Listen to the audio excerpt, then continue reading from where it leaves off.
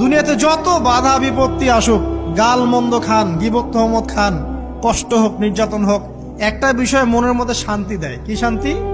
যে এই দুনিয়ার জীবনটা তো আর চিরস্থায়ী নয়, এটা তো আর সারা জীবন থাকবে না। ইনশাআল্লাহ এই অবস্থা আস্তে আস্তে পরিবর্তন হয়ে যাবে। ফাইন্না মাআল উসরি ইউসরা, পরকালে ইনশাআল্লাহ পাবো। দুনিয়াতে না পেলে কি হয়েছে, পরকালে পাবো ইনশাআল্লাহ। যেমন আমি ফিল করেছি আমার লাইফে যে মানুষের আল্লাহ ছাড়া আপন বলতে কেউ নাই, এটা আমি ফিল করেছি।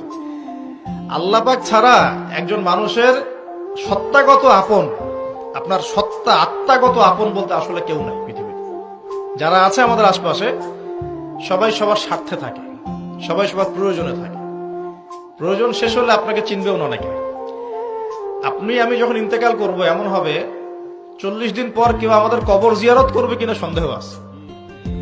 এগুলো বাস্তবতা। প্রাণ খুলে আল্লাহকে ডাক দিয়ে বলেন, হে আল্লাহ, আলহামদুলিল্লাহ, তুমি অনেক ভালো রেখেছো, আমরা অনেক ভালো আছি, আমরা অনেক সুখে আছি।